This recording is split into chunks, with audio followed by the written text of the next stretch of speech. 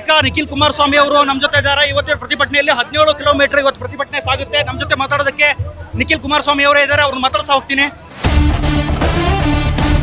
ನಮ್ಮ ಭಾಗದ ಅನ್ನದಾತರ ನೋವಿಗೆ ರಾಜ್ಯದಾದ್ಯಂತ ಅನ್ನದಾತರುಗಳು ಇವತ್ತು ಕೈಯನ್ನ ಜೋಡಿಸಿದ್ದಾರೆ. 500 ದಿನಗಳ ನಿರಂತರವಾದಂತ ರೈತ ಪರವಾದಂತ ಒಂದು ಹೋರಾಟಕ್ಕೆ ಈ ಒಂದು ಪಾದಯಾತ್ರೆ 2ನೇ ದಿನಕ್ಕೆ ಇವತ್ತೇನು ಕಾಲಿಟ್ಟಿದೆ. ಪಾದಯಾತ್ರೆಯನ್ನ ಮಾಡತಕ್ಕಂತ ಅನಿವಾರ್ಯತೆ ಅಗತ್ಯತೆ ಸೃಷ್ಟಿ ಮಾಡಿರ್ತಕ್ಕಂಥದ್ದು ಈ ರಾಜ್ಯ ಸರ್ಕಾರದ ರೈತರ ವಿರೋಧವಾದಂತ ನಡವಳಿಕೆಗಳು. ಆ ಹಿನ್ನೆಲೆಯಲ್ಲಿ ಕುಮಾರಣ್ಣ ಅವರು ಹಾಗೂ ಸನ್ಮಾನ್ಯ ದೇವೇಗೌಡರು ಸಾಹೇಬರ ಸಂಪೂರ್ಣ ಮಾರ್ಗದರ್ಶನದಲ್ಲಿ ರೈತರ ಅವರ ಜೀವನಾಡಿ ಆಗಿರ್ತಕ್ಕಂಥ ಈ ಒಂದು ಕೃಷಿ ಪ್ರದೇಶವನ್ನ ವಾಪಸ್ ಅವ್ರಿಗೆ ಉಳಿಸ್ಕೊಡ್ತಕ್ಕಂಥದಕ್ಕೆ ನಾವು ಅವ್ರ ಪರ ಹೋರಾಟ ಮಾಡ್ತೇವೆ. ದೇವೇಗೌಡರು ಇವತ್ತು ಕೈ ಜೋಡಿಸಿದ್ದಾರೆ. ಈ ಹೋರಾಟಕ್ಕೆ ಆನೆ ಬಲ ಬಂದಿದೆಯಾ ಅಂತ ಅದು ರೈತರಿಗೆ ಕೇಳಬೇಕು ನೀವು ಪ್ರಶ್ನೆನ.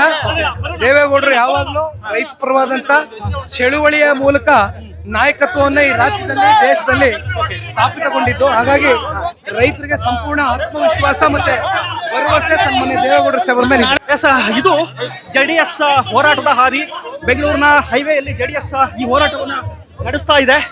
ಸಾಕಷ್ಟು ಜನ ಕಾರ್ಯಕರ್ತರು ಕೂಡ ಭಾಗಿಯಾಗಿದ್ದಾರೆ. ರಸ್ತೆ ಉದ್ದಕ್ಕೂ ನೀವು ನೋಡ್ಬೋದು ಜೆಡಿಎಸ್ ಕಾರ್ಯಕರ್ತರು ಇವತ್ತು ಈ ಪ್ರತಿಭಟನೆಯಲ್ಲೇ ಭಾಗಿಯಾಗಿ ಈಗಾಗಲೇ 2ನೇ ದಿನದ ಪ್ರತಿಭಟನೆ 17 ಕಿಲೋಮೀಟರ್ ಸಾಗುತ್ತೆ. ಕ್ಯಾಮ್ರಾ ಪರ್ಸನ್ ನಂದೀಶ್ ಜೊತೆ ಜಗದೀಶ್, ಸುಮನ್ ಟಿವಿ, ಬೆಂಗಳೂರು.